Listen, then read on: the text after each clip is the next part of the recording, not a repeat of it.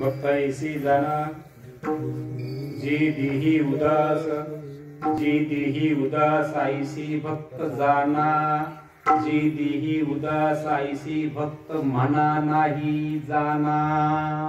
म्हणणं वेगळं आणि जाणणं वेगळं हे संतांचं अंतर्लक्षण आहे, पण हे अन्वयात्मक आहे. याला अन्वयात्मक लक्षण म्हणायचं. दैवी संपत्तीच्या 26 गुणांपैकी एखादाही गुण आणि एखाद्या गुणाला धरून हे गुण ज्यांच्या ठिकाणी असतात ते संत, असं जी लक्षण असतील त्यांना अन्वयात्मक लक्षण म्हणायचं. संत तोचे जाना जगी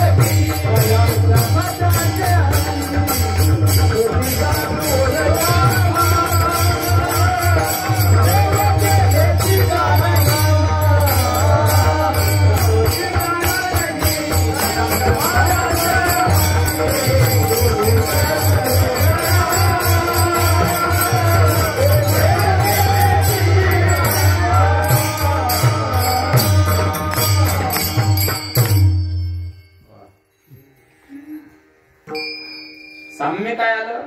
भक्ताईसी जाना, संत तोची जाना जगी, इथे जाना, इथे जाना, इथेही जाना. हे जाना, जानाला जाना, जानाला जाना. बरं त्याला टलाटल हिंगणपेट नाही म्हणायचं. एक मौज होती. 1984-85 साली अंबाजोगाईच्या दवाखान्यामध्ये आमचे भाऊ ऍडमिट होते आणि मी थांबलेलो होतो स्वतः तिथे. एक 2-1 महिन्याचा काल तिथे थांबलो. टाइम जात नव्हता. बाहेर फिरण्यासाठी आलो तर टाळं वाजत होते. दुपारी 4 वाजता मंदिराकडे जावं, दर्शन करावं म्हणून नित्यनेम करावा. ज्ञानेश्वरी सोबत पाहिजे, पिशवीतच ज्ञानेश्वरी. बसाव निवांत वाचन करत. टाळांचा आवाज आला, गेलो. भजन चालू होतं. वा, माहितच नाही. बसलो भजनामध्ये. 1-1.5 तास भजन. अगदी आनंद वाटला. भजन झाल्यानंतर मग विचारू लागले, बुवा दिसता.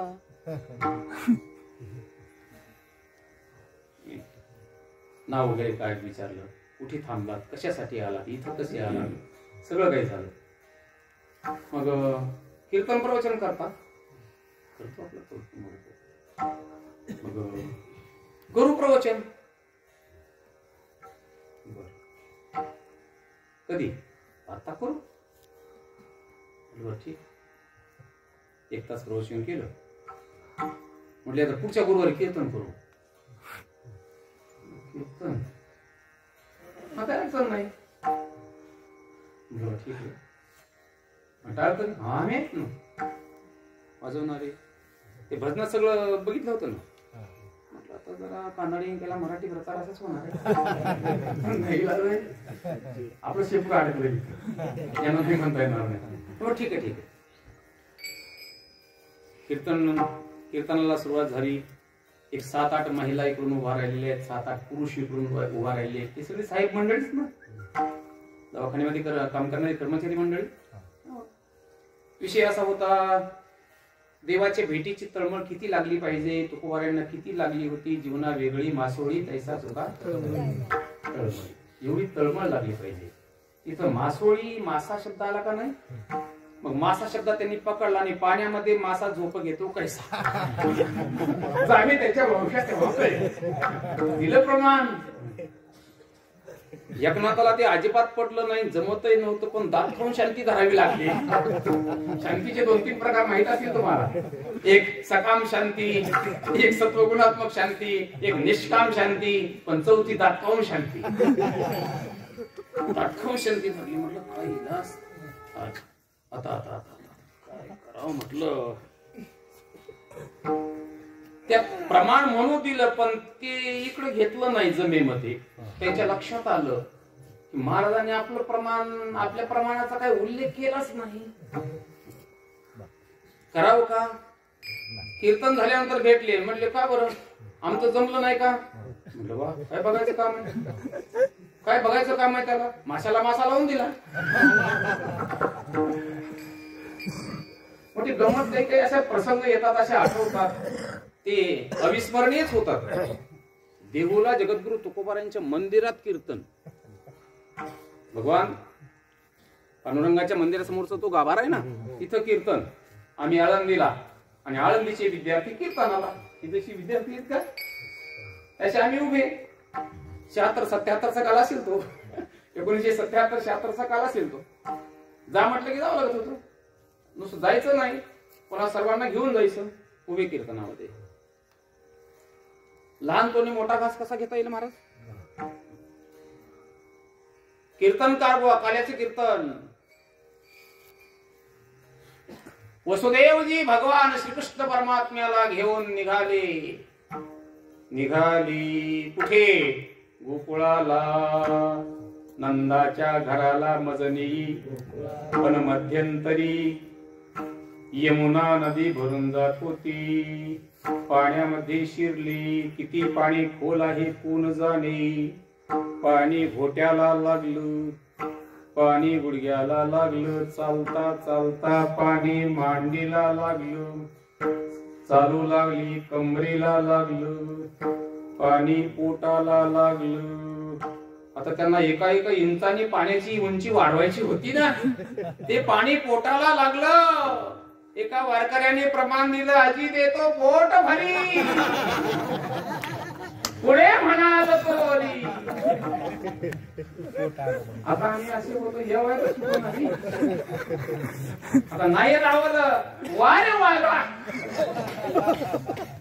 हा बघा पोरांना सुद्धा कळतो. तपास मिळाली होती आम्हाला तिथं. विषय कसा चालू होता. जाना ही अंतर्लक्षण जाना ही अन्वयात्मक जाना. त्याला अन्वयात्मक लक्षण म्हणतात. अगदी सोप्या भाषेमध्ये बोलायचं म्हणजे काही गुणांचं वर्णन करून हे गुण ज्यांच्या ठिकाणी असतात ते अन्वयात्मक लक्षण. तद्विरुद्ध काही दोषांचं वर्णन करून किंवा काही विकारांचं वर्णन करून हे विकार किंवा या विकारापैकी एखादाही विकार यांच्या ठिकाणी नसतो ते संत. अशी ती लक्षण असतील त्याला व्यतिरेकात्मक लक्षण म्हणतात. आणि अशाच प्रकारचं व्यतिरेकात्मक एक लक्षण अभंगाच्या पहिल्या चरणामध्ये सांगितलं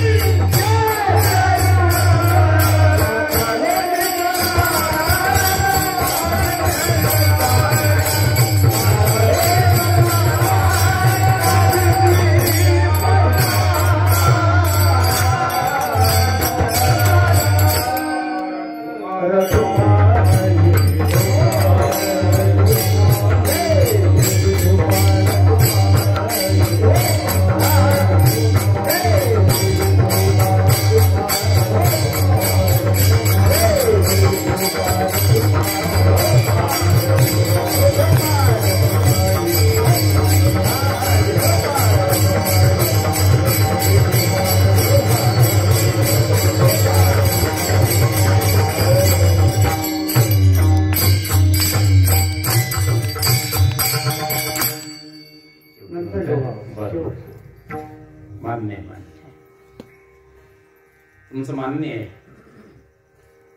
पण एक विनंती करायची मला श्रोते मंडळींना. त्यांच्याकडे बघितलं, मी बघत नाही, तो डोळे झाकून आपलं चालवत होते. गाडी नाही ना, मग डोळे झाकून चालवायला ते डोळे झाकून चालवायचे. फार लांब नजर नाही करायची, मर्यादित ठेवायची. पण आता सहज टाकली तर कोणी हात उचलले नाहीत, कोणी तोंड उघडलं नाही. का बाहेरून पाठिंबा आहे काही कळालं नाही. पण ऐका सज्जनांनो, आपण ज्या भूमीमध्ये आहोत त्यांना समर्थ आणि स्वामी असं जे म्हटलं गेलं ते उगी नाही. श्रीराम जय राम जय जय राम, श्रीराम जय राम जय जय राम या 13 अक्षरी मंत्राचा जप समर्थ रामदास स्वामींनी गोदावरीच्या पात्रामध्ये उभी राहून नाशिक या ठिकाणी गोदावरीच्या पात्रामध्ये उभी राहून श्रीराम जय जय राम या 13 अक्षरी मंत्राचा 13 कोटी जप केला. आणि त्या योगाने, त्या नाम जप सामर्थ्याने हे सामर्थ्य आलं म्हणून समर्थ विठ्ठला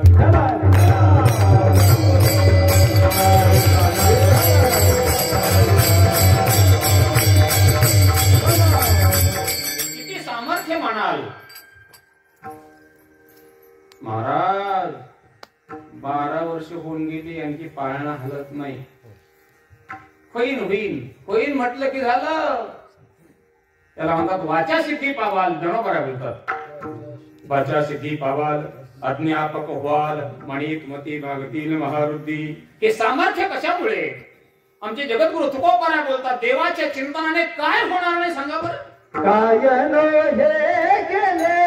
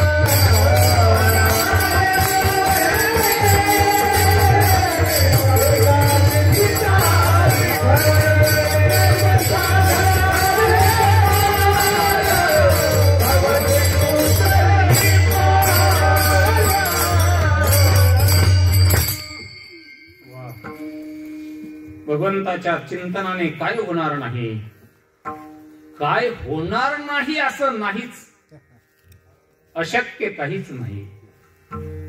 म्हणून तुकोबाराय बोलतायत, कळी नकळी जा धर्म, कळे नकळे जा धर्म, ऐका सांगतो ते वर्म, माझ्या विठोबाचे नाम अट्टहासी उच्चारा लागून या पाया विनवितो तुम्हाला, करी टाळी बोला मुखी नाम विठ्ठला विठ्ठला.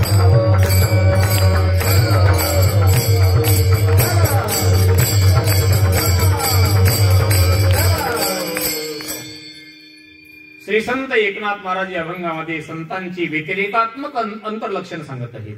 काम क्रोध लोभ नाही, काम क्रोध लोभ नाही संतांगी. ज्यांच्या ठिकाणी काम क्रोध लोभ नाही ते संत.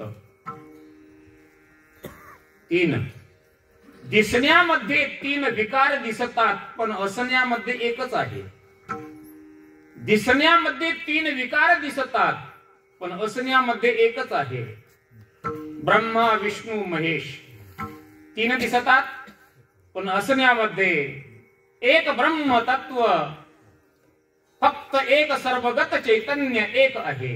हे जसं तसं दिसण्यामध्ये काम क्रोध लोभ तीन आहेत पण एकच काम. पंचदशी मध्ये इदम मे स्यात् दितिच्छा काम शब्दितः. हे मला हवं आहे, हे मला हवं आहे, अशा प्रकारची एक प्रबल इच्छा म्हणजे काम. इच्छेची पूर्तता करण्यासाठी प्रयत्न करणारा पुरुषार्थवादी एखादा, इच्छेची पूर्तता करण्यासाठी एखादा प्रयत्नवादी,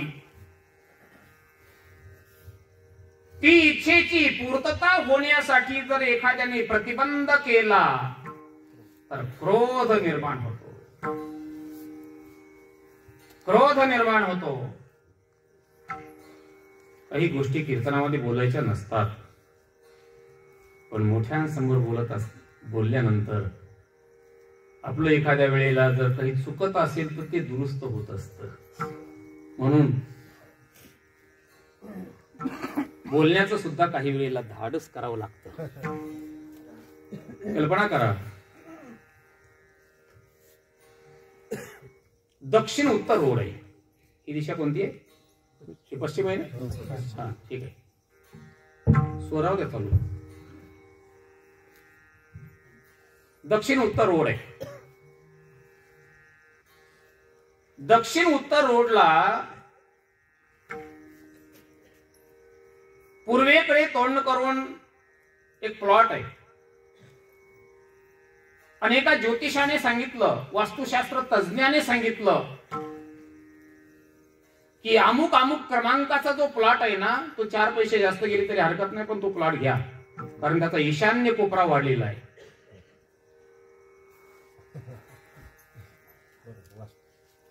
वास्तुशास्त्र.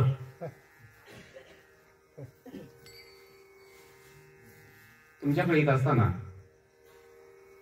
पाथरीला एका व्यक्तीकडे आग्रहाने गेलो. वेळ नव्हता, जायचं गोवा वेळेवर वागण्याची सवय लोकांना सवय आहे हे गोवा वेळेवर येतात म्हणून, आणि पुन्हा सवय आहे गोवा उशीर जरी झाला तरी वेळेवर म्हणून. हा झालंय बरं, असं आहे तसं. उशीर होतोय, जातोय नाही. 1 मिनिट. गेलो, बसलो, हातावर साखर द्या मला थोडी आणि पाणी द्या एक गोडभर. साखर तोंडात टाकली, पाणी घेतलं, उठलो, निघालो. आता बाहेर आल्यानंतर रामराम करून निघावं लागेल ना. रामराम करून निघालो. असा एक विद्यार्थी सोबत माझ्या सोबत होता, मला गाडीपर्यंत येऊ लागला. तो त्याला म्हटलं कुठं राहतो? म्हटलं इथंच राहतो. आता ते प्लॉट कोणाचा होता, त्यांचं नाव काय, कोणत्या गावचे, काय केलं, काही चौकशी नाही, आपल्याला काही माहिती नाही, काही घेणं देणं नाही. पण त्याला म्हणालो, हा घरवाला माणूस सुखी असेल बरं? तो म्हणाला, बाबा लय पैशावाला ना, आणि पैशावाला आहे पण लय सुख समाधान. तुमची ओळख आहे का? नाही रे बाबा, त्यांना बघितलं सुद्धा नाही आपण. मग कस काय? नाही एक म्हणायलो अंदाज. नाही सांगा ना कशावरून?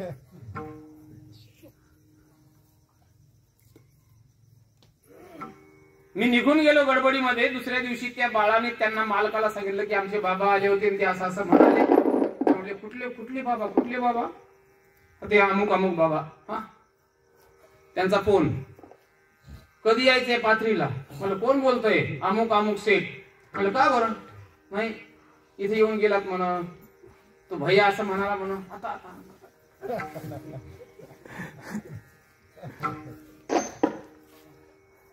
कृपा करून चिंतन झाल्यानंतर, कीर्तन झाल्यानंतर तुमचे घर मला दाखवू नका.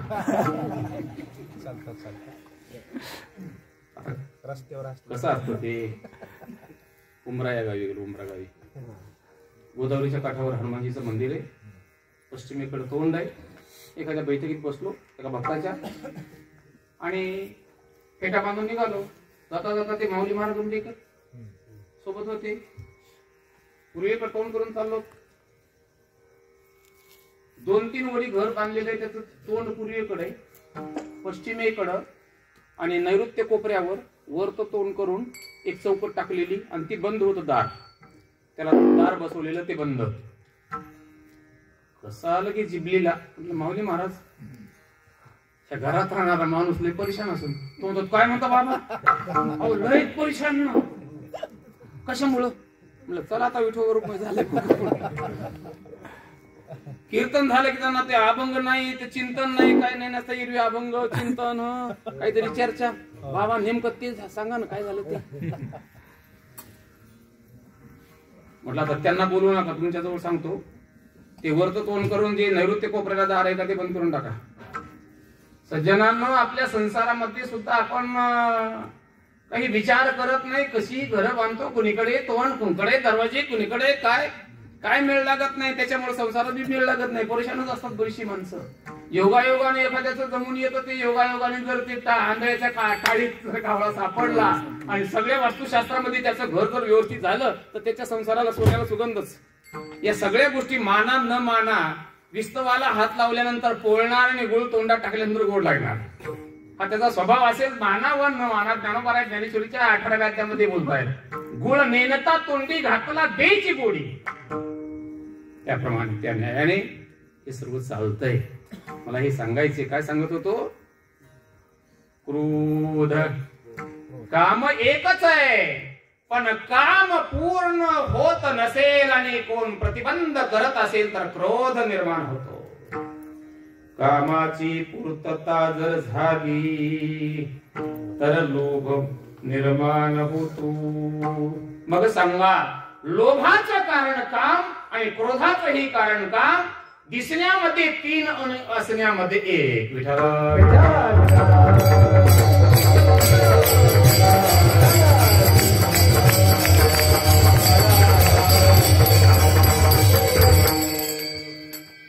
थांबतो आता असं का म्हणू का आता पाठ आहे म्हणून उद्या बघू चिंतन काम क्रोध लोभ नाही संतांगी हे काम क्रोध लोभ नाहीत का नाहीत मुळातच नाहीत का आता नाहीत मुळातच नाहीत का आता नाहीत एक प्रश्न शंका ते मुळामध्येच नाहीत का आता नाहीत मुळामध्ये नाहीत असं नाही आहे मग आता नाहीत तर ते प्रयत्न करून गेले का ते आपण होऊन गेले दुसरा प्रश्न ते प्रयत्न करून गेले का आपण होऊन गेले ठीक आहे काम क्रोध लोभ नाही म्हणण्यामध्ये असण्यामध्ये काय हानी आणि नसण्यामध्ये काय लाभ याचं चिंतन सापडलं तर बघा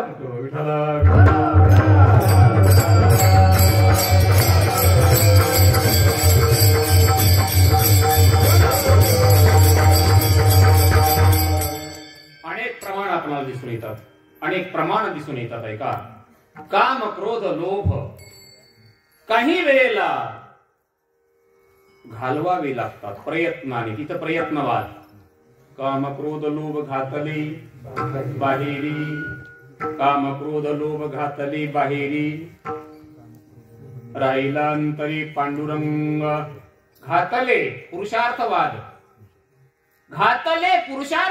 यांनी पुरुषार्थाने त्यांना बाहेर घालवलं इथे पुरुषार्थवाद काय प्रयत्नवाद माफ करा इथे प्रयत्नाने त्यांना बाहेर घालवलं पण एक प्रसंग असा आहे की काम क्रोध लोभ या संतांना आपण होऊन सोडून गेले काम क्रोध हे खेले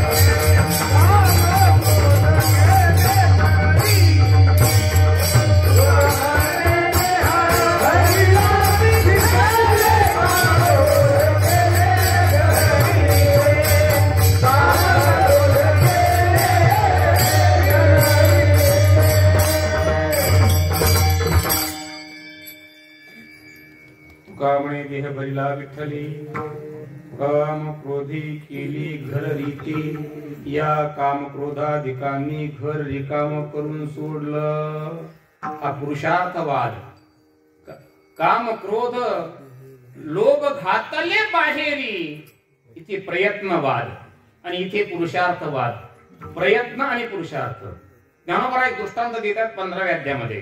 निर्माण मोहा जितसंग दोषा अध्यात्म नित्या निवृत्त कामहा. वा निर्माण मोहा जितसंग दोषा अध्यात्म नित्या द्वंद्वैर विमुक्ता सदुःख संज्ञेर छंदे मूढा पद्मव्ययंतात.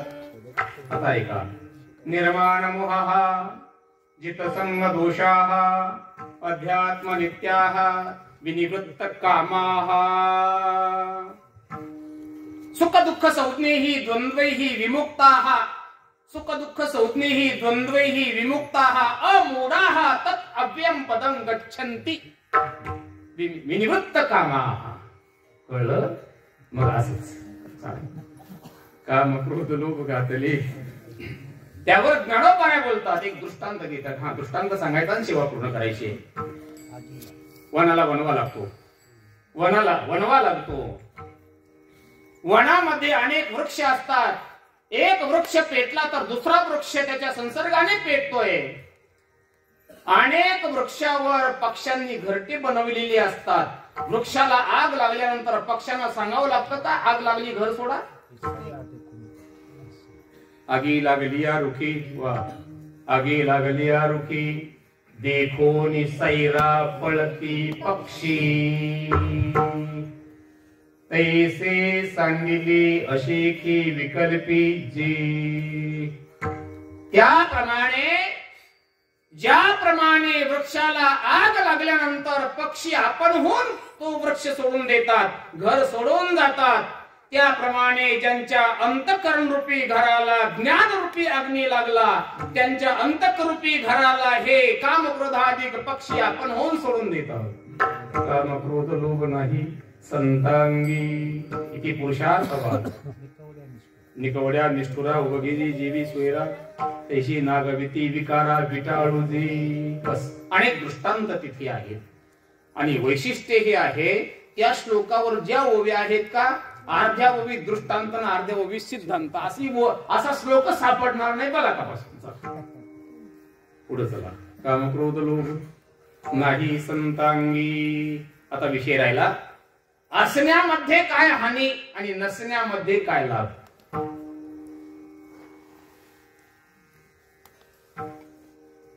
काम क्रोध लोभाशी नावी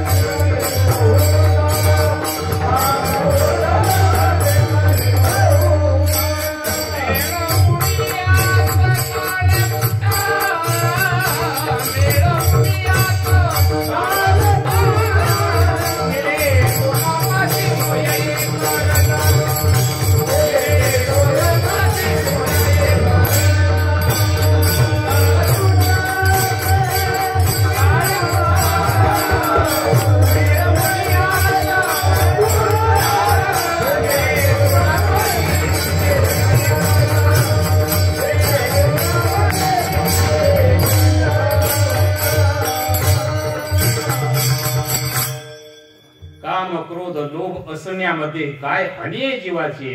तुकोबारे बोलतात काम क्रोध लोभ शिनवी बहुत.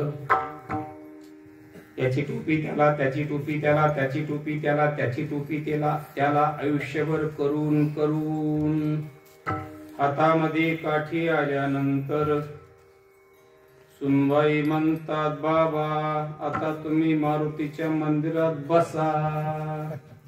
मग तिथे बसल्यानंतर त्यांची सभासद आल्यानंतर मग त्यांचं प्रवचन सुरू होतं. रामराव तुम्हाला काय सांगू काय काय केलं यांच्यासाठी. अवताला बैल नव्हते, समाईक बांध मोठा होता. शेजारी गावाकडे गेल्यानंतर रात्रीला बांध कुदळीने खांदला. काय सांगू तुम्हाला, शिनवी बहुत. हा शीन कोणामुळे? फक्त काम आणि काम. बस लाभ सांगा, लाभ. तुकोबाराय बोलतात, ऐका. इकलिया सिंध कडूपण गेले, काम क्रोध लोभ निमाली ठाईची, सर्व आनंदाची सृष्टी झाली.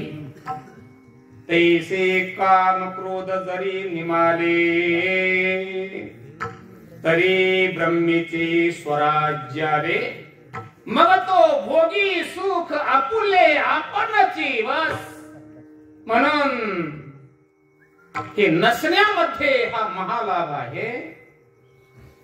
हा महालाभ ज्यांना प्राप्त झाला त्यांना महात्मे म्हणतात, त्यांना संत म्हणतात, त्यांना स्वामी म्हणतात, त्यांना समर्थ म्हणतात. आणि म्हणूनच अपेक्षा करावी आपण प्रयत्नाने जे सामर्थ्य प्राप्त करून घेतलं, ते सामर्थ्य प्राप्त करून घेण्यासाठी प्रयत्न करण्यासाठी आमच्याकडे बळ नाही. फक्त हात जोडतो आम्ही आणि प्रार्थना करतो तुमची, संत माईबाप आम्हाला तुमच्या कुशीमध्ये घ्या. आणि कुशीमध्ये घेण्यासाठी संतांची प्रार्थना करावी. असे कोण संत की ज्यांच्याकडे काम क्रोध आणि लोभ नाहीत? असे कोण संत? महाराज नाव सांगता येईल एखादं दुसरं? ज्ञानेश्वर